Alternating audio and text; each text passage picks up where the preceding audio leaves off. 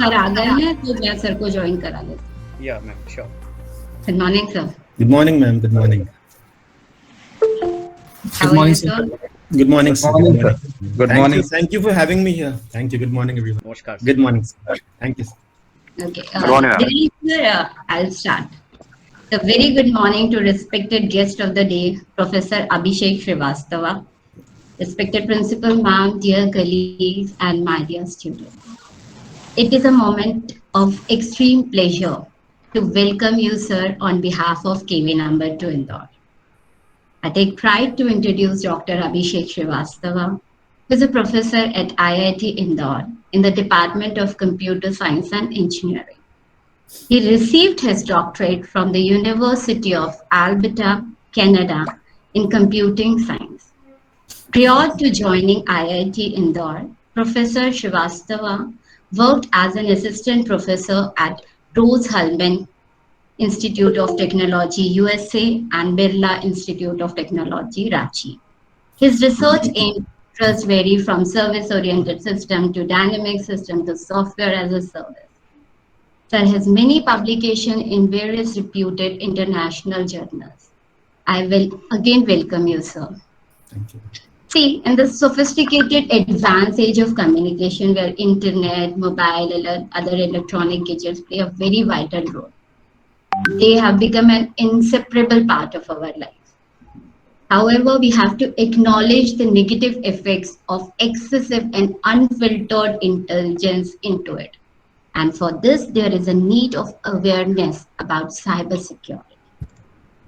So without taking much of the time, so I invite sir to tell the students about cybersecurity. Sir, you may go ahead. Thank you, ma'am. So can I share my screen now? Yeah, yes, sir. I'll share my screen, right? Okay. So can you see my screen? Maybe I'll just, I'm switching off my video because of bandwidth issues. So is my screen visible? Yes, sir. Yes, okay. sir. We can see, Yes, sir. sir. Okay, excellent. So thank you everyone.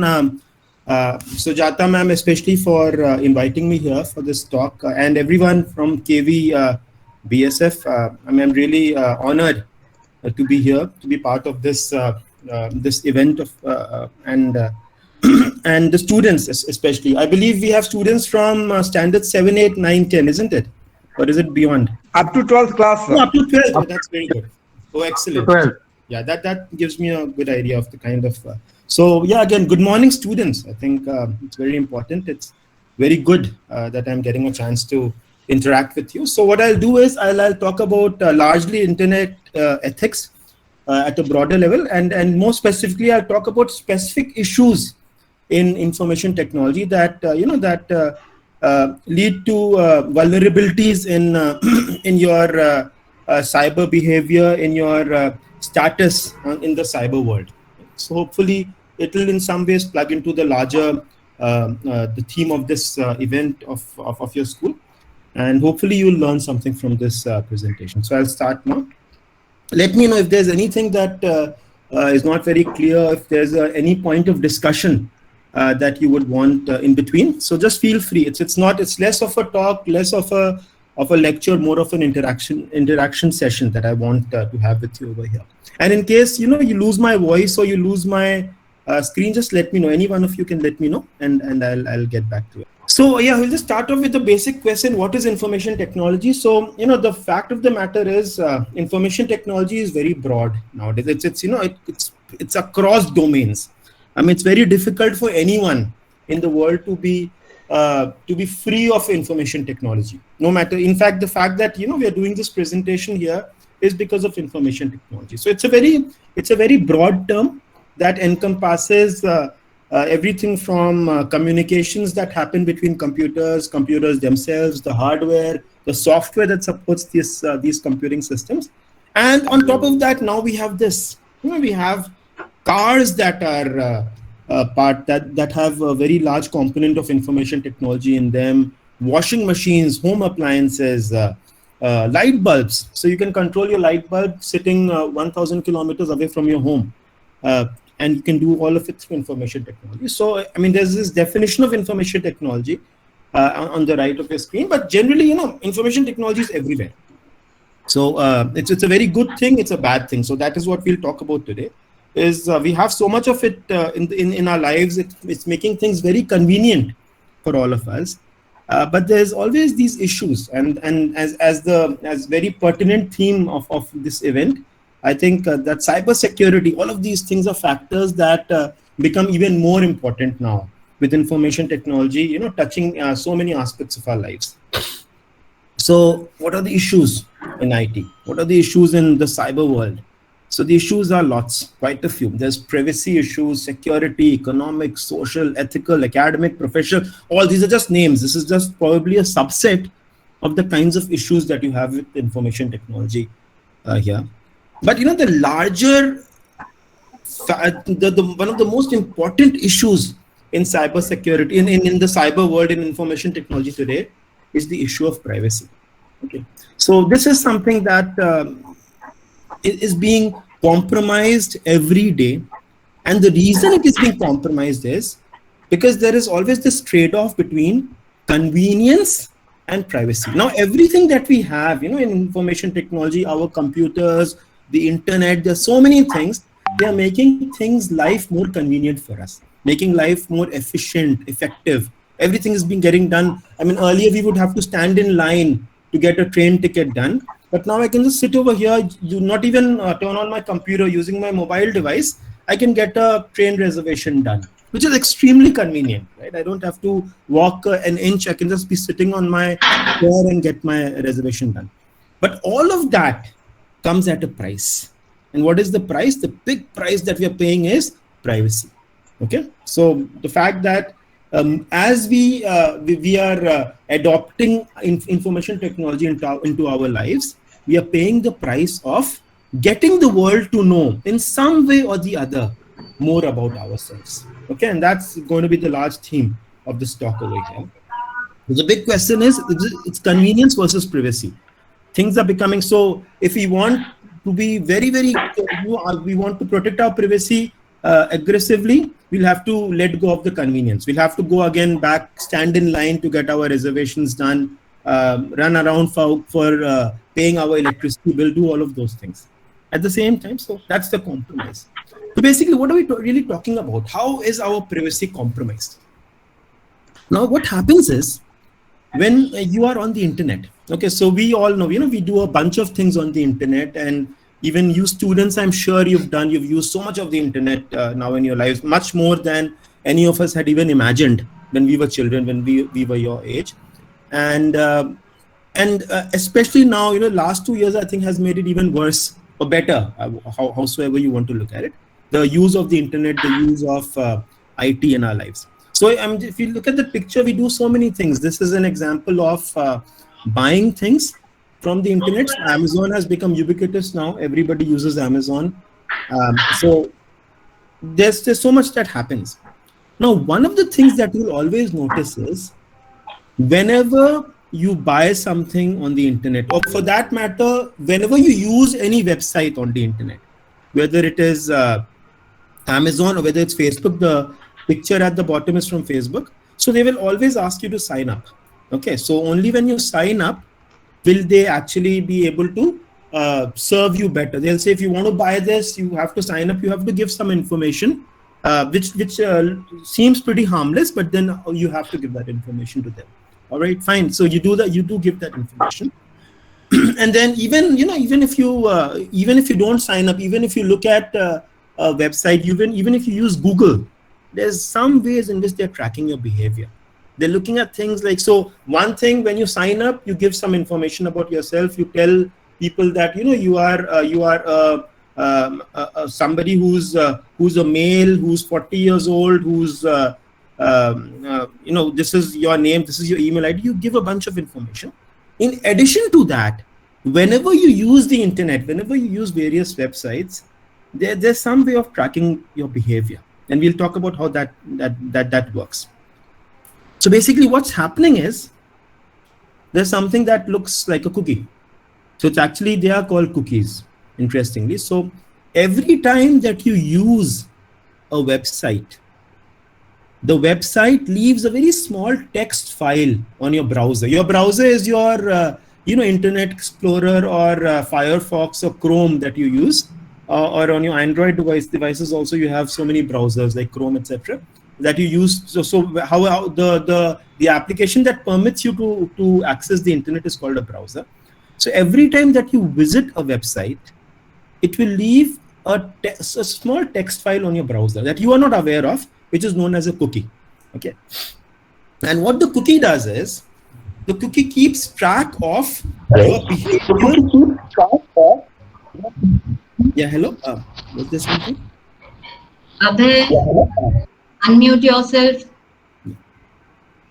Okay. So basically, what happens is, so it leaves. So on your browser, it leaves this small text file, which is known as a cookie. And what the cookie does is, it tracks your behavior in some way. All right. So basically, let's say you use Amazon, and you'll notice this very interestingly. It's almost like magic.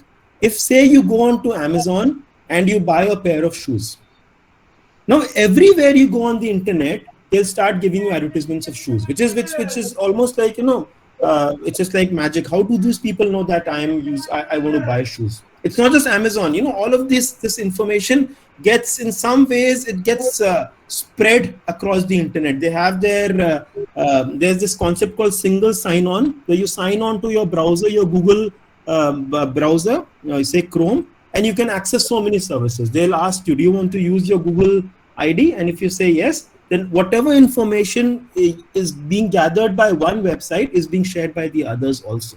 So you'll notice that maybe if you bought a pair of shoes, as I said earlier, and you go after maybe about an hour or so, you go on to Facebook, you will notice a lot of advertisements of shoes.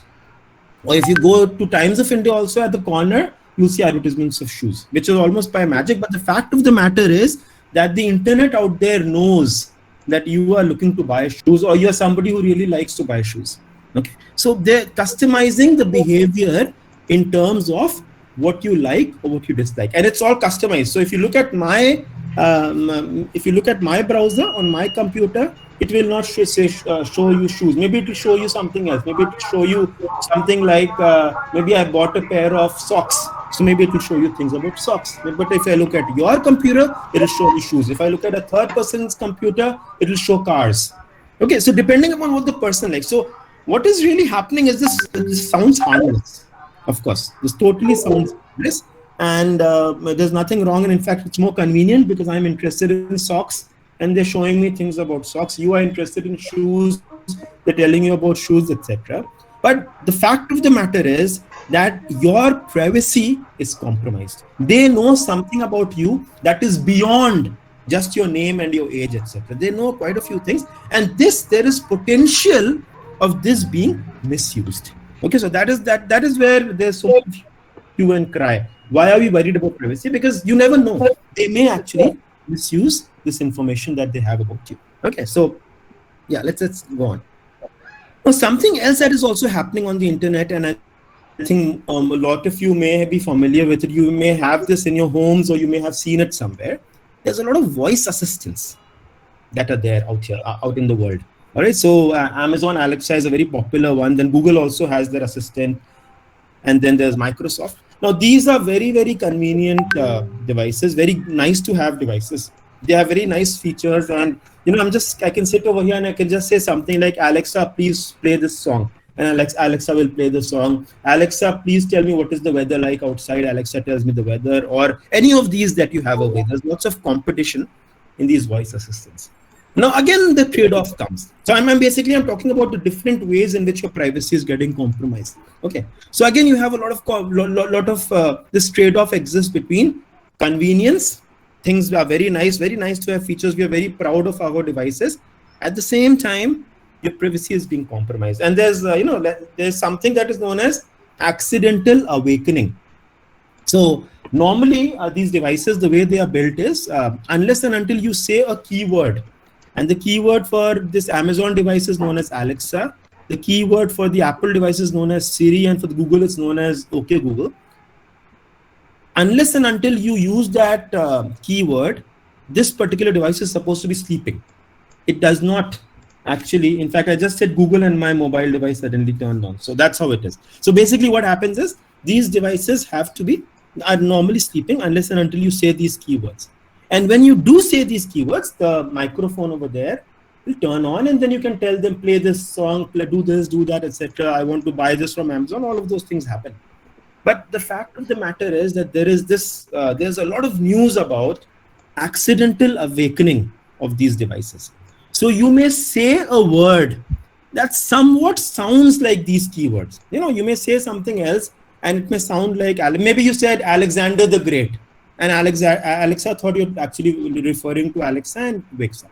Okay, and it starts listening to you. So in fact, there's this on voicebot.ai, and this was in 2020, there was an article that said that there are at least 1,000 phrases that accidentally awaken these assistants. And what is the problem with that is, let's say you are having a very important conversation in your home. Okay, so you're sitting around, you have your family, and you're talking about something very critical, something sensitive, and one of you says something that sounds somewhat like Alexa, and Alexa wakes up. Okay, when I say wakes up, the microphone turns on, and very important conversations that are happening, very important discussions that are happening in your home get spread out. It's all out on the internet. It's not that there is somebody listening into you, but then it is there. I mean, the very fact that on some machines they actually have your voice and it's being transmitted over the microphone of Alexa is not a very comforting feeling. All right, and that is what it is. So that's just a joke over there as to about Alexa gets to know a little bit too much about you. And this is probably, in fact, as we said, to make things more convenient, people are doing a lot of research and trying to make Alexa, etc., even more friendly, even more smart. And the smarter that these devices become, the worse. It's better for us in terms of convenience, because it's going to understand us totally. Maybe we can give it all kinds of instructions, it will do everything for us. But while it does this, there is this compromise of our privacy. The more it knows about us, the more is our information out on the internet, and there is potential. I'm not saying it is being misused, but there is potential of it being misused, and that is another. So this is another one very important aspect of information technology, because these devices are making things very comfortable for us, but at the same time compromising our lives in some ways. Now, this is a short video that I'll run for you, and that is, you all probably know him, that is Sundar Pichai. So he's talking about how smart these devices have become. So I'll just play this. All right. What you hear is the Google Assistant actually calling a real salon to schedule the appointment for you. Let's listen.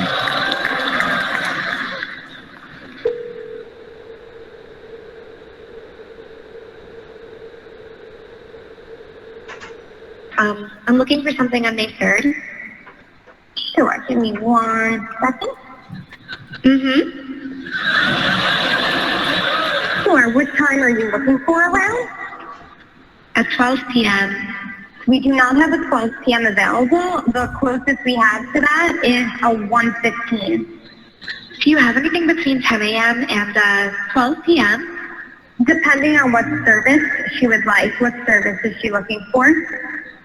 Just a woman's haircut for now. Okay, we have at 10 o'clock. 10 a.m. is fine. Okay, what's her first name? The first name is Lisa. Okay, perfect. So I will see Lisa at 10 o'clock on May 3rd. Okay, great. Thanks. Great. Have a great day. Bye. So that is the level of smartness that these devices have nowadays. But then, that's what has been out there in the news. The New York Times has said that Google Duplex, the demo of what you just now saw, and there have been cases where people have been using that there's actually been a person rather than a machine doing all of this talking, just to fool, because maybe their algorithms were not working and a human being actually started listening in and started doing the talk. So that's an article on the New York Times. So it may not be true all the time, but even if it's true once or twice and one of us is at the other end, it's something that will concern us, right? That we're not actually talking to a machine, we're actually talking to another human being who can understand and think, etc. So did Google fake its Duplex AI demo? So that was there in 2000. So there's lots of questions being raised on how how true, how honest are these facilities that are being provided. Is someone actually listening into what we are doing? So when we say something to Alexa, is it actually just a machine that's doing it? Or is there someone at the other end? There's a large network of people sitting at the other end and running things for us. We don't know. It's probably not true, but you never, there's always potential of it being true. So all of these are examples of where our privacy is getting compromised in the cyber world, and something that's not a very comforting feeling. All right. So we'll move. So this is again the way the Amazon Alexa works. And so basically what they do is whatever they, so that's a Alexa device.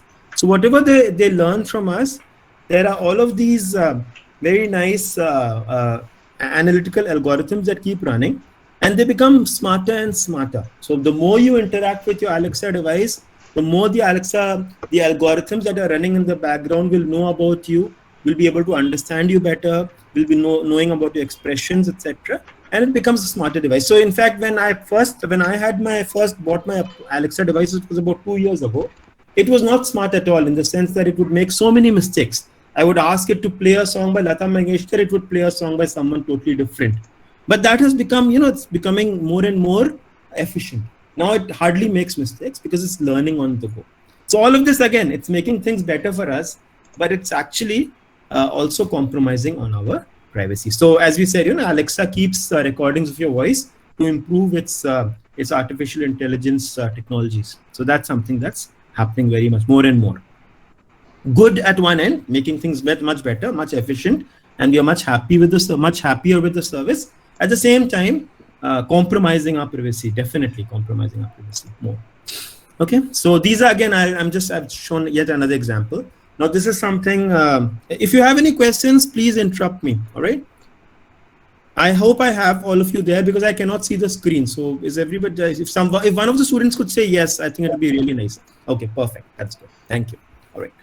So the other thing that's happening is we have all these IoT deployments nowadays. So in fact, if you look at the picture that we have on the screen right now, that's a body area network that are becoming more and more common nowadays, where we have sensors being embedded on a person's body, and this is being transmitted from a lot of data about people is being transmitted from one place to another, just to make things more efficient for us. So in fact, without the intervention of a third person, information about our health, about our health well-being can be conveyed to a hospital, an ambulance can be called based on the vital parameters of our body getting,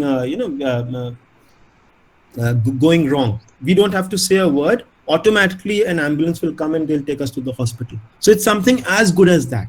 The IoT deployments that we have nowadays related to body area networks. But then again, whilst all of this is happening, just look at the number of people who get to see your information. So if you look at this, you have all of these things, then it goes to a medical center, it goes to a pharmacy, it goes to an ambulance. So lots and lots of people know about your problems. So there's a lot of research happening on how do we restrict this information going out and people only knowing a few things about you. But in spite of that, there is a compromise on privacy. Now, what people will argue is it's not a bad thing. Absolutely not a bad thing. It's a very good thing that we have so many facilities. But then there is this aspect of it that some people may question. And that is the fact that it's actually compromising a little bit on your privacy. Okay. Okay, so now this is again something that some of us may have actually faced. And in fact, for the students, your parents must be facing a lot of this, is something known as phishing. So phishing is where, using the phone, somebody calls you and then they say a bunch of things like, your credit card or your debit card is going to expire because there is some new policy of the government. Therefore, you please tell us, I'm calling from State Bank of India, for example, and we can update your card. So please give us information about your card. But these people are not people from State Bank of India. These are people who are sitting in some place somewhere in the world, somewhere in the country, usually in this. In fact, there is this notorious city in Jharkhand called Jamtara. In fact, they have a network of such people who will keep calling you. They'll talk to you in a manner which is very easy to get fooled by. And people actually disclose their financial information, and a lot of money gets taken out of their banks without them knowing it. So it's actually something which is a big issue in with cybersecurity. So in fact, if you look at this is a kind of spam email also. So they're doing this through the phone, they're doing this through the email. This is an example where somebody says that somebody from East Africa sends you an email that I am the daughter of some billionaire and who's passed away, and he wanted his or her fortunes to be spread amongst people in the world, and you are one of the lucky ones who gets it. And a lot of people respond to this and provide information. So if you give me your account number and your details, maybe I'll be able to transfer $1 million into your account. And some people actually get fooled by this. Okay, so these are examples of phishing. So I have this video that I'll this audio clip that I'll quickly run for you. Okay. Hello, हाँ sir, date कितना है? यार मुझे अभी तक यही नहीं समझ में आया कौन से बैंक से बात कर रहे हैं. हमारे 2-3 बैंक अकाउंट है. आप कौन से बैंक से बोल रहे हैं? आपका जो स्टेट बैंक का और बैंक ऑफ महाराष्ट्र का है ना सर? जी. वो बंद कर दिया गया था. तो देखिए डेट कितना है? किस रीजन से लेकिन बंद हुआ है? हमने तो कुछ ऐसा अपडेट नहीं किया है. जी, तो मैं आपको बता दे रहा हूँ सर रीजन किस लिए बंद हुआ है. तो हमारे ऑफिस में 1500 किए हैं सर. जी. उसमें हर एक एटीएम कार्ड और अकाउंट में आधार लिंक किया जा रहा था. तो आपका आधार लिंक सर्विस नहीं हुआ था, अपडेट नहीं किया गया था. तो इसी कारण बंद किया गया आधार लिंक करने के लिए. और वो यही था, यहाँ से आधार लिंक होने का आपको मैसेज भी किया जाएगा तो चालू होने का, और वो मैसेज को आपको डिलीट नहीं करना है. ठीक है sir? Okay. Okay, so this is an example of and if you ask your parents, I'm sure they at least once or twice in a week we get phone calls like these. There's somebody saying a bunch of things that your account has been closed, so you please give me your information and we'll ensure that it isn't closed. So usually people who are educated, people living in cities know about these, but unfortunately there are quite a few people who are not not very aware. A lot of people living in rural areas, they actually get fooled by this, and unfortunately they lose their lives earnings based on because of responding to phone calls like these, which is very extremely unfortunate. But this is happening. It's a huge. So again, as we said, having mobile banking, having internet banking is a very big boon. It really helps us. It gets us to do so many things. At the same time, it comes at the cost. And this is a big cost that a lot of people have, big price that a lot of people have to pay for the conveniences that we get. So the reason we're talking about all of this is to make you aware that there are problems like these that exist. So use the internet, use your internet banking, etc. But do it very carefully. You have to be very careful in trying to understand what's going on. Okay, so basically, how does an attack like this happen? So there is the person, the fraudster actually gets some information about you, things like your name, etc. Enough information to convince you that the person is actually calling from the bank and not somebody who's just randomly calling you. And then that person would call you, would disclose certain information about you, say things like, you have this account, don't you, etc. And you get convinced that the person is actually calling you from the bank and it's not a fraudster. And then they'll say things like, they'll scare you, that they'll either lure you with prices. They'll say that you're getting all these benefits if you tell me your information and we'll transfer this money. Or they'll say that your bank account is getting closed. They'll just say something that will lure you into disclosing further information about yourself, and they'll actually be able to track money from you. So basically, how do you know that this person is not it's not a genuine call, it's actually a phishing attack? They will say certain there's just a few points that are there. So the business names that they'll be saying certain things that may not be very familiar, which would help you catch this person. They'll always give you they'll say that you've won a prize, or they'll give you they'll promise you unrealistic returns. They'll say something like, if you invest 50,000 rupees, you'll get 5 lakh rupees in return, which is very unrealistic. Or they'll actually try to get personal information from you. Sometimes they'll also threaten you, and they may use very unprofessional language, so they may not be able to they may not be speaking properly, etc. So those are pointers that will help you understand that this person is not genuine. It's actually a fraudster. So those are just pointers, but you as You have to use your own judgment and try and understand what's going on. In fact, the best thing is not to disclose your information to anybody, financial information especially, to anybody on the internet or on the phone. Even if the person is genuine, it's better to just tell them, I don't disclose this information. Nobody's going to mind. Nobody's going to feel bad about it. It's very important. Okay, so, and this is again another, so this is another aspect of where the cyber world is really getting into it, and this cyber security thing becomes so important. And that is, nowadays we have these cars. So earlier we used to have really nice mechanical cars that would run, that would be very cranky, but they would at least get us from point A to B. But nowadays, we have these really nice cars, which have so many nice to have features, they're very smart, etc. And you don't even need to get into the car to start it. You can do it through an app based system, and you can turn on the heating, you can turn on the AC. So if it's standing out in the sun, you turn on the AC while you're sitting in your car, in your home using your mobile device. The car becomes cool, and then you enter. So many nice to have features that they are. But then the fact of the matter is, all of this is happening on there is this compromise of your privacy over there, and basically there's a lot of issues, lots of things that happen because of the fact that your car is today connected to the internet. Okay, so there's a lot of theft of personal information that can happen. A lot of vehicles are being stolen because of the fact that the cars have become smart. Sometimes our safety critical systems get compromised because it can be controlled over the internet.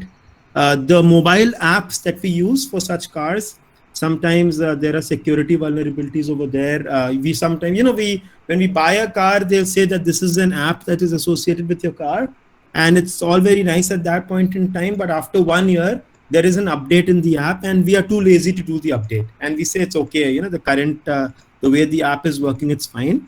And while we're doing that, while we overlook all those updates that are there, we are actually making our app more vulnerable, because what the app updates do is they make your app more secure. But if we ignore those updates, the people who are trying to get hold of your car are smarter, and they actually, they've already used the vulnerability that is there in the app, which has not yet been patched because we've not updated. Okay. And there's something called designed in security. So remember, cars were actually designed not to be internet enabled. Okay. So they are designed, the basic design of a car is just to get us from point A to point B.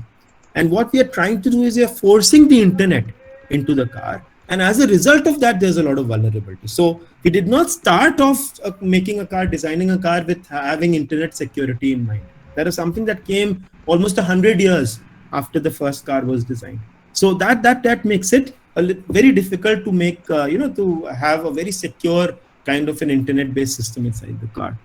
So those are issues that are there. Again, smart cars are very nice to have. Very nice to have. We really feel good when you're able to use the GPS in your car. You can use those apps to listen to songs on the internet. But then there's these negatives also that are there. Okay. And this is an aspect that I'm sure all of you, all of us actually have been grappling with.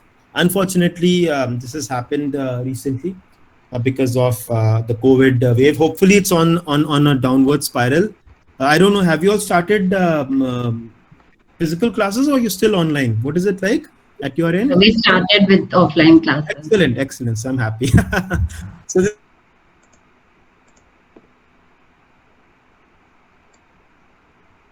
So there have been all kinds of issues. So again, something that's really nice, something that was really and again, to be fair, with all the negatives, I think online classes have really helped us tide this wave. I mean, imagine if the idea of online classes had not been there, our children would have been 2 years behind, the rest of the pack, because of the fact that there was no way of going to school. So in spite of the negatives, so we've had issues with eyes. There are lots of students, small children who've been complaining about not being able to see properly. They've had glasses at a very young age. There have been issues of body pain because they've been sitting, they've not been exercising enough.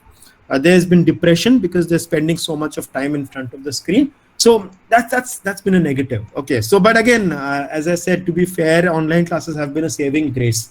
We've even if it's been a fraction, but still, they have been able to learn things quite a bit in the online classes. But then again, since we are we are emphasizing, we are looking more at the negative aspects rather than the positive in this particular talk. So this is something that has also been a bit of an issue of late, and hopefully we'll get over it. I'm happy to hear that people have started offline classes.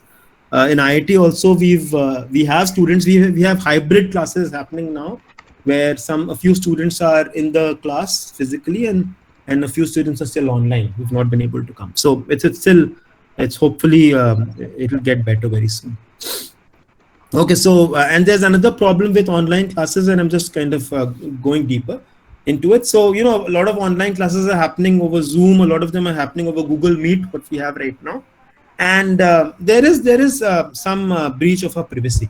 So what a lot of these places, they actually promise is that there is end-to-end encryption. What they say is, if I say something to you, it is actually converted into a form that nobody can understand, and only the end user, the receiver, can understand what is being said, because there is this system of keys that are shared between the sender and the user. But the fact of the matter is, it's actually not true. They do claim end-to-end encryption, but there's always this caveat. And in reality, because there's so much of this happening, it's very difficult, and it becomes, every time that you encrypt a data packet or a voice packet, it becomes a much bulkier packet. And in order to maintain their services, Zoom and Google Meet, etc., they actually tend to not, unless and until you buy a very nice expensive offering of these. These are offering of these facilities. They don't actually provide end-to-end encryption. So there's a lot of privacy breach over there. So if it's a classroom, if it's a class, it's not a problem. But if there's a very sensitive meeting happening, maybe between the defense secretary and the prime minister's office, for example, and they're using Zoom, there is a possibility of somebody, kind of eavesdropping on the conversation and trying and getting to know important secrets. So these are issues that are there with online systems at play. All right. Now we'll talk a little bit about malware. Okay, so this is something that's a reality in our lives today, and that's the fact that there is a lot of just one sec. Hello. Yeah, so can I call you back? I'm in a lecture right now. Can I call you back in 5-10 minutes? I'll call you in 10-15 minutes. Okay, sir. Thank you so much. Sorry about that. So basically, there's something known as malware, and malware basically, and we'll talk about this in a little bit of detail in this talk, is when you use the internet, you are subjecting your computer system to malware attacks. Okay, so these are software applications that without you knowing, get into your system and start compromising your system.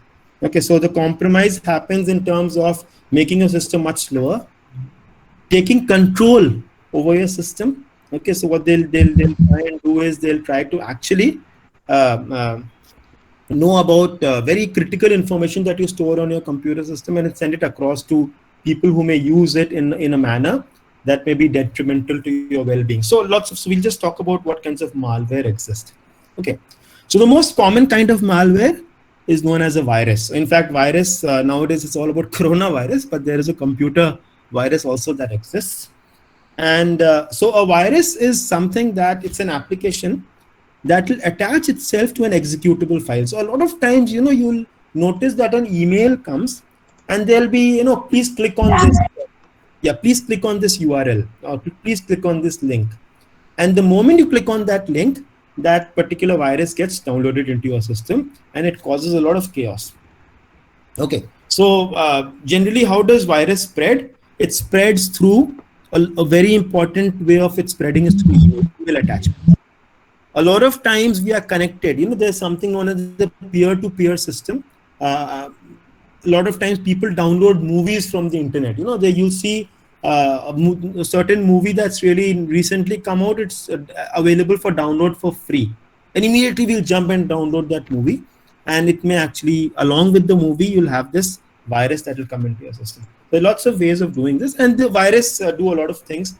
They'll steal your password. They'll they'll log your keystrokes. What logging your keystrokes means is every time you press your key, so they'll keep track of the things that you are actually trying to search for using your computer system, and they'll know more about you, and they'll send this information to somebody else. They'll spoil your files. They'll take over. So sometimes they take control over your computer system, your entire system, and they'll know about your contacts. So once there's a virus on your computer and you're using it for email, they will know information about all your friends, and they may send out malicious emails to all your friends, which is something that you don't want at all. And they'll also steal passwords. So maybe your banking password can be stolen. So how do you know that there is a virus in your system? So a lot of times you'll notice, and this is especially true for Windows-based systems, which is the majority systems that we have in our country. So most systems are Windows-based systems. So you'll notice that suddenly things have become really slow. Your computer, which had a bit of a lag, suddenly that lag has become manifold. So maybe there is a virus. So suddenly you'll have a lot of pop-up windows that keep coming in that are shining, etc. Lots of things that they say. That's an example. So sometimes your home page will suddenly change. So whenever you turn on your computer, you have a home page with the Google, etc. coming in, and suddenly you may see new things, unusual things over there. So all of these are examples of your system having been actually taken over by a virus.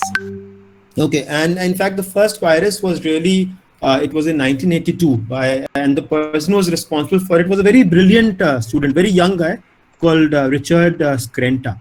And Elk Cloner was the first real virus that was created. And it was just created for fun, but it actually turned out to be something. That's what it looked like.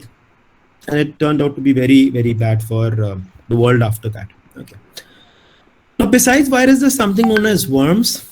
And worms are they are similar to viruses, a little different in that worms can independently exist. All right. So they don't, virus will always require another file to be attached to. So you have to download a file really, or you have to download a movie, as we said, for example, to get a virus into your system. For worms, you don't even need to do that. You may be sitting normally using the internet without downloading anything because you're careful. A worm may still come in and it may cause a lot of damage to your system. So there's this quick differences between viruses and worms. So viruses attached to executable files, worms are independent. So it requires you to do something to download a virus, like download a file, etc. Worms can just come into your system, unfortunately. So worms in that respect are more dangerous. So viruses are slow in replicating. Worms can replicate very fast. If you have a worm in your system, if you have a software that is a worm, it can have many copies of it, and it can actually choke your system. So it makes your system really slow. So viruses are really the main thing that they do is they'll spoil your files. So whatever is written, very important files get spoiled. But worms don't usually do that because they can replicate so fast. They actually choke your system. They really make it slow. Okay, so viruses require a host to spread.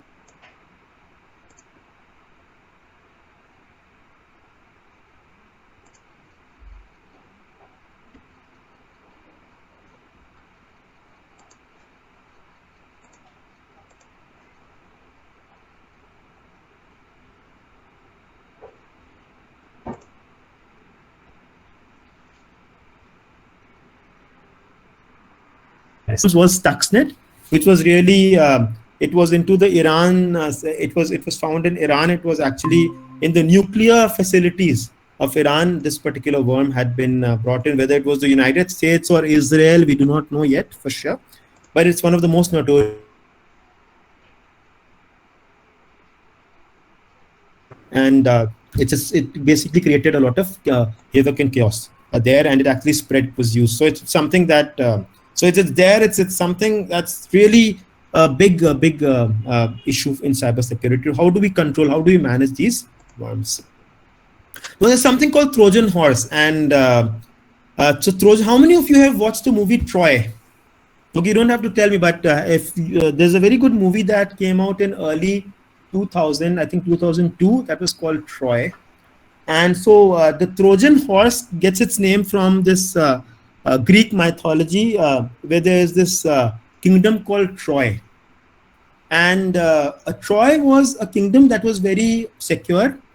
from the rest of, and it was protected from the rest of the the Greek Empire because it had very high walls. So the kingdom of Troy was secure; it was not taken over by the Greek because of the high walls. And the Greek had no way of getting over the high walls because the walls were so high. At that time, you did not have aircrafts, So the Greeks thought about something. They said that, why don't we fool the Trojans? Why don't we, give them a gift? And the gift that they decided was give them a big horse. And they would say that is a gift to the gods because you people are so strong, we've lost to you. And we want to present you with this big horse. It's kind of an offering to your gods. The sun god is who the Trojans would actually worship. And inside that big horse that the Greeks gave to the Trojans, a lot of Greek soldiers were hiding. And then they entered Troy because the problem was they could not enter Troy because of the high walls. And that is how it came in. So that is where the name Trojan horse came in from. And in Trojan horse, it's basically, again, malware. It is like a virus, but it looks very nice. It looks like a very nice and harmless and very friendly application. It may come into your computer system and you may think that's something very useful that you're downloading, but it's actually a malware. So the important thing over here is it looks harmless. Sometimes it looks useful. You download it, and the moment it gets into your system, it creates problems. The thing with the Trojan horse is it's slower than virus and worms and does not replicate. But then it captures very, very important information from your computer. And this information is usually things like your password and other important information. And it can be controlled remotely. So it sends back that information. But the most dangerous thing about this is that it looks very nice. It looks like a harmless application. All right. So that's where. Excuse me, sir. Yeah. Tell me. Sir, sorry to interrupt your No, please, I want that. Yeah. Sir, I have one question. I know how to prevent viruses, but I don't know how to prevent Trojans and worms. So I know it's actually generally when you have all these antivirus things that you download, so there's this Norton and there's so many. I think McAfee has got very good things. So although they say that this is for virus, it's for everything. Okay, even they have the ways of protecting your system from worms. Okay, so it says it's an antivirus, but it's actually it's a complete. Those are complete systems. So you don't really have to actively do anything. The only thing that you have to actively try and do is not to download things that look suspicious from the internet. That is all. But if you have a nice antivirus system that also protects you usually from worms and Trojan horses. All right. So that's so. How do you protect yourself from using antivirus? Don't you? Yes, sir, I used to. So yeah. So usually, and in fact, let's say you're using an Airtel system at home. So Airtel also provides you with a very nice firewall. So usually we are protected. Okay, but the only times that your internet service provider or your antivirus that you have on your system is not able to protect you is when you actively do something that is not correct, where you actively download movies or you actively open up an email attachment that you're not sure about. So they'll say something like, you've just won a prize, so please open up this attachment. So that is where a virus is going to. So there your systems cannot do anything. Your antivirus or your firewalls cannot do anything. So that's pretty much all that we as end users can do. And if you do that much, you'll be in a good place. You won't have to worry too much. All right. Okay, sir. Thank you, sir. Excellent. So now I'll show you how the Trojan horse got its name. Okay, so I have a clip from the movie Troy, and just about things that I talked about right now. I'll just quickly play this for you. So those are Greeks that have actually died because of the plague.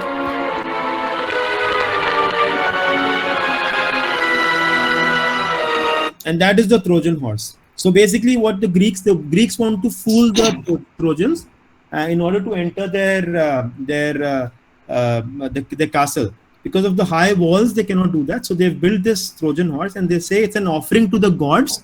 Please let us in so that, we have been defeated. And in some ways we want to say sorry. We want to apologize to your gods, the sun god. And this is kind of a gift that they're giving. And this is What is this? An offering to Poseidon? The Greeks are praying for a safe return home. I hope the sea god spits in their offering. Lets them all drown at the bottom of the sea. This is a gift. We shall take it to the temple of Poseidon. I think we should burn it. Burn it, my prince. It's a gift to the gods. Father, burn it. So now, although, sorry. The Greeks are praying for. This is a. So although the son of the king, of the Trojan king, was saying that burn it, it's probably a trick, the priest, the Trojan priest said, no, it's a gift to the gods, we should take it in. It will be an insult to the gods if we don't take this in. So, we shall take it to the temple of Poseidon. I think we should burn it. Burn it, my prince. It's a gift to the gods. Father, burn it. so the father does not listen to the son and actually takes it inside.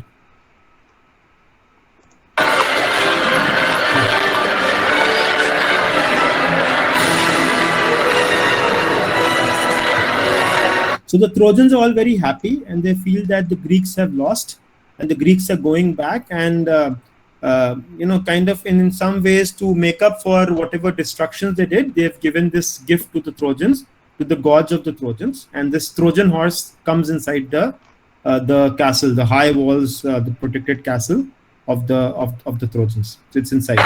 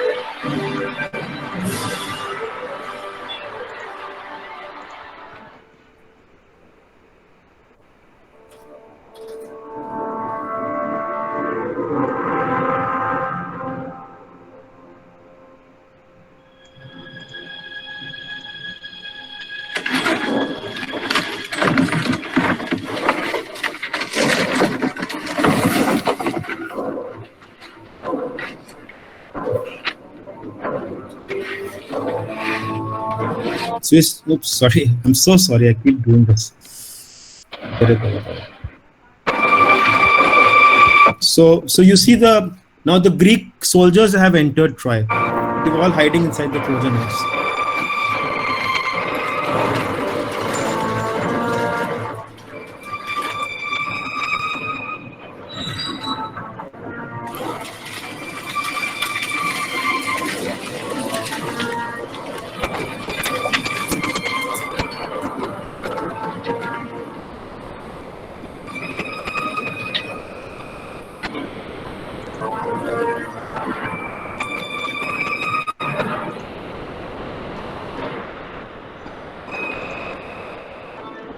So that is how the Greeks took over Troy.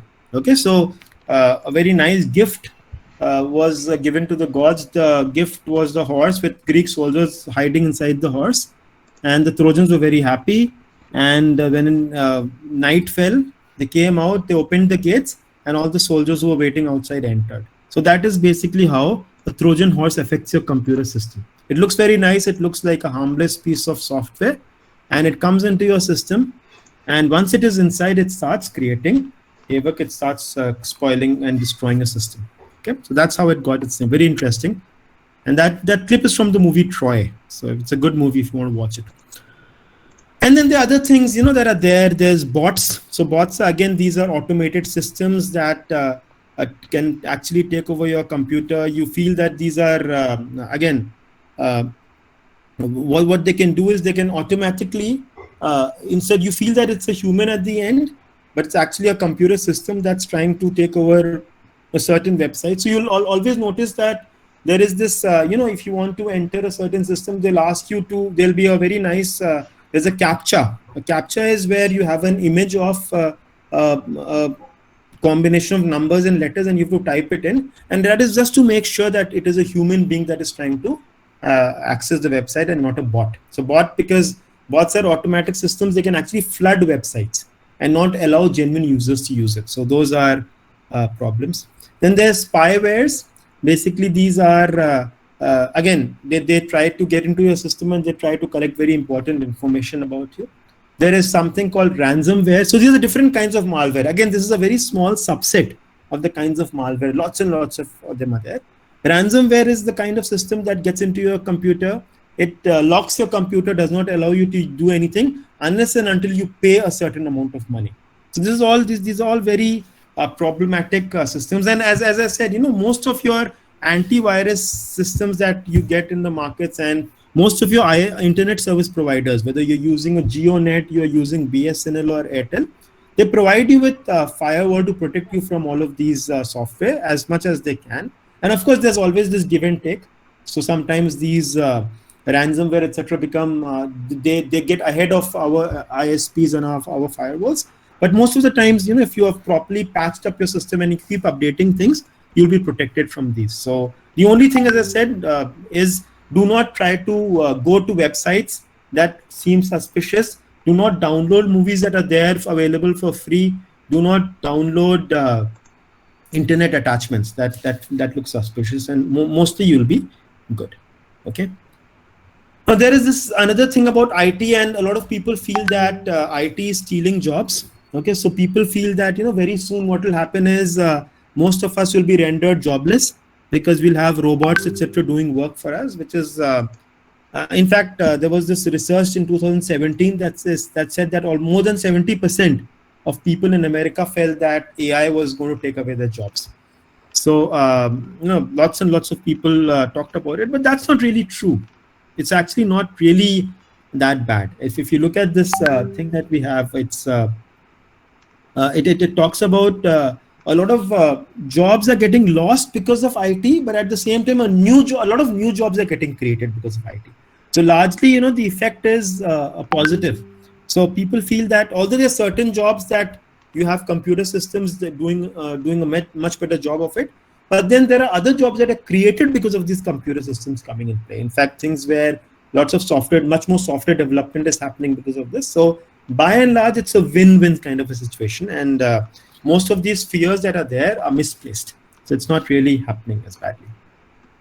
And this is another aspect that, you as children who are now, very soon you'll be eligible to have social network accounts once you cross 18 years old. So this is something that's happening, unfortunately. There's a lot of depression because of social network, because we tend to, as people, we tend to always, so you have friends, and I don't know if you've used Facebook, etc., but you'll notice that in Facebook, whenever you have friends, your friends will always post pictures where they're looking very happy. Because as human beings, we do that, right? I mean, if I go to, let's say I go to some place like I go to, say, Goa, and I get very nice pictures in front of the beach, and I post those pictures on Facebook, and my friend who's sitting in Indore and who's doing some work and looks at my pictures, I'm smiling in front of the sea in Goa, and that person will get depressed. Everybody in the world is happy except me. But actually, even when he went to the Himalayas, he had very nice pictures of standing in front of the mountains and nice and smiling pictures. So everybody gets depressed because everybody else feels everybody else is happy, which is actually, it's a negative.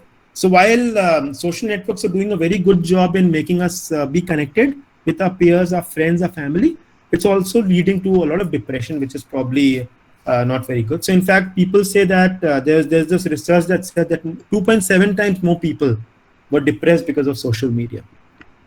And so what are the reasons? Because we always try to show ourselves to be very good on social network. We tend to compare ourselves, and we also want to have a lot of attention. So if I put a picture, if I don't have too many people liking or too many people commenting on it, I get upset. So those are things that we don't have to, you as children who are obviously going to graduate into using social network, don't worry about these things too much. In fact, avoid having social network accounts. Go out, play a game of football. That's much better than interacting with your friends on social networks. Those are things that are negatives, all right, that are there. But I think the saddest part of IT is depicted very clearly by this picture. And that is that if you look at this, it's a nice family sitting together, and apparently they are bonding. But look at them, each one of them is busy in his own work. The father is watching TV, the son is listening to something on a pair of earphones, the daughter is doing the same. the mother maybe is on the computer, the dog is also on an iPad or something.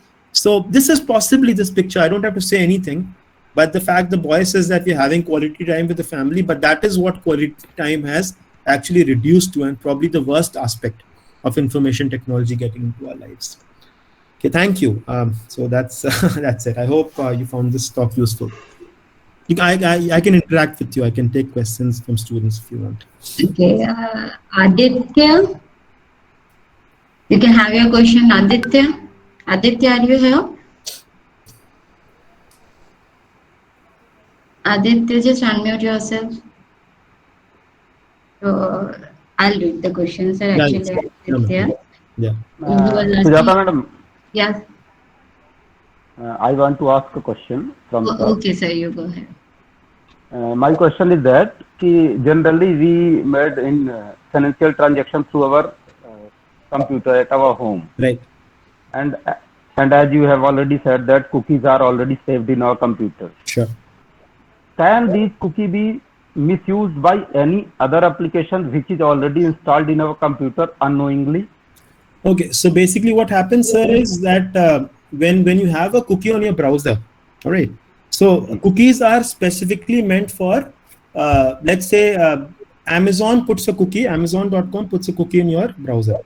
So that cookie is only going to be accessed by Amazon, not by other websites, not by other applications on the computer also. Okay, so that's only, so that is meant for Amazon to know about. So the reason is it's not considered to be negative. It is there to make the experience that you have with Amazon much better. So the moment you enter, they'll know, okay, let's say, for example, my name is Abhishek. So immediately say, hello, Abhishek, how are you? So we feel good, right? And based on whatever shopping we've done earlier, it will give us a lot of recommendations. So it's meant, the reason cookies are there is for a positive reason, but no, other applications on your system will probably not be able to use your cookies. Oh, okay. Thank you. Okay, so thank you. Yes, Anand. Anand, just unmute yourself. Yes, ma'am. Yes, you can have your question, beta. Sir, Yes, Anand, tell me. sir, what is ethical hacking? Okay, okay. Basically, that's a good question. So ethical hacking, beta, what happens is that a lot of times, there's a problem of hackers, right? So we have a lot of hackers who are out there to steal your password, to take information and cause harm to you. Okay, but there is a bunch of other people who are trying to become smarter than the hackers. Okay, who want to protect you from the hackers, right? Because hackers will always try to in some ways cause harm. So ethical hackers are a bunch of people who try to understand how hacking is done. Okay, so as to beat the hackers at their own game. So if they'll know about how hacking is done, so they'll try to protect you. They'll try to create these applications that protect you from hackers. So ethical hacking is in some ways a movement. The people try to understand how hacking is done. They try to get better at hacking, and they use it to protect you from the harmful hacker. So that is what ethical hacking is. Did that answer your question? Yes, sir. Okay, sir. Thank you. Thank you. Any more questions? Yes, ma'am. I want a question also. Please. Yes, ma'am. Good morning, sir. Good morning, ma'am. Yes, sir. Actually, being a teacher or being a parent, actually, so many times we feel that our students and kids are using internet for a long time. So, what are the preventive measures we can take to prevent our kids from this type of cyber crimes and all that things? No? I have a child. I'm grappling with that question. But yeah, I think, ma'am, as far as I mean, getting children off screen time is something that is becoming more and more challenging. And hopefully now we have physical schools that may get a little better. But as far as the cyber bullying and cyber crime is concerned, ma'am, usually, all these viruses, worms, etc., our systems are largely protected by those. Okay. And with regard to cyber bullying, etc., the one thing that we can do is we should adhere as much as possible to the guidelines that various websites have. For example, Facebook, a person cannot have a Facebook account until he or she is 18 years old. But I have seen many children who are much less than 18 years old, give a wrong birth date and they have a Facebook account. So the moment they get into all of these, there's going to be cyberbullying, there's going to be misuse. So those are things that we have to. So as far as possible, if we can adhere to the guidelines of various websites and, reduce screen time as much as possible for our children, I think we'll be in a good place. But as far as getting children off the internet, I think I'm also grappling with that question. So I don't have an answer. Okay, sir. Thank you, sir. Sir, actually, I just want to ask that is there any way to just control over the YouTubing? Because so small kids are also nowadays making videos and uploading. They say it's okay, but besides that, they are watching so many things on YouTube, which as a parent we never want. There are applications, ma'am. What I'll do is with Sujata ma'am, I'll share some links, and using which you can actually restrict the websites that your children can access. So the moment you write YouTube, the moment the child types YouTube on the browser, it'll be blocked. So you can block websites that you don't want your children to visit. Okay. Okay, sir. Okay, thank you so much for that. Thank you. Sujata ma'am and okay. Madam, I have a question. Yes, sir. Sir, it is being a parent and teacher. My concern is for the students and children too, that they take it so lightly. Just now you said that they put false date of birth and make their accounts and start using social websites and all and uploading things and all, and they take it so lightly, sir. So my concern is to have your words for the children to not take it so lightly. How disastrous it could be. I think that's a very, very important sentiment that you've expressed. And to the children that are watching over here, get out of your homes and start playing. Children, I'm telling you, go kick some footballs, go play some games. I think the moment you do that, you'll find the internet boring. Unfortunately, sir, what has happened is over the past 2 years, our children have not been able to do that because of this virus. So they've had nothing to do. They're sitting at home and, they just, what do to do? So they're opening up the internet. Because I remember until 2 years ago, my son, who's now in standard 6, he was in standard 4 then, he would never look at the computer. He was not interested. He found it boring. He would go out and do anything. But I think that is changing, thankfully and hopefully permanently. So children, I think Kapil sir has a very, very important point. He's very concerned. So go out and play as much as you can. Don't study. I'm not asking you to study. Studies is not interesting. But go out and play. I think that is really going to put you in a good. And then you'll automatically find the internet boring. And that's it. And that's how we can. And otherwise, sir, children are children. So they lightly. I think as parents, we have to be a little bit more vigilant as to what they're doing, and it becomes difficult. I know as working parents, it's not that easy, but we have to. I mean, my wife and I. My wife was also till some time back. She was herself a teacher. As we say in computers, it's an NP hard problem. So there's no solution to it. We just try to find approximate solutions. So that is what it is. So I'm sorry, I don't have a correct answer, but I think the only thing I can tell the students and through the sentiment that you expressed very correctly is, is go out and play. I think that is the only solution that is there. So, and sir, one more thing was there. Yes, sir. Children are expecting or hoping to become popular on social media or on YouTube, and they are doing. I should not use such words. Right. For cheap popularity, they are doing many things. Which can put them into serious trouble, sir. Yes, sir. Yes, sir, that's true. So I think one of the, a concrete solution is what we just said to Chetna ma'am is that there are certain ways of blocking certain websites. Okay, so YouTube is something, or any website that a particular child is really accessing. So there are applications that enable us to block those websites. So I'll share with Sujata ma'am. I'll share those links to certain ways in which you can block the websites. So maybe you can share it with amongst the teachers and even with parents. So let's say, in those you can actually put in the names of websites that you want blocked. So next time that your children, and I know a lot of children are listening to this, they'll find a solution to this also. but but generally, if you have you list the websites, the children will not be able to access those websites. So I think those would be very useful. A concrete solution of this kind. Otherwise, of course, as far as the mindset is concerned, we have to keep counseling our children that these are things that are not very important, and inculcate the values in them. I know it's very difficult in these pandemic times, but I think it's a gradual process, and we have to keep doing that. But I think that website blocker is very useful for these. Thank you, sir. Thank you, sir. Thank you, sir. Okay. So KB number 2 extend its heartfelt thanks to you, sir, for taking time in agreeing to make our students aware and sensitized about cybersecurity awareness. Thank you so much. Thank you, sir. Thank Thanks, you. our principal.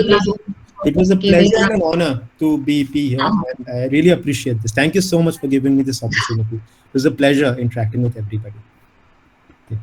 Thanks to Principal Ma'am also, sir, for giving her concern for organizing this wonderful workshop. I also thank our team of teachers of KV number 2, and most importantly, the students for their patience.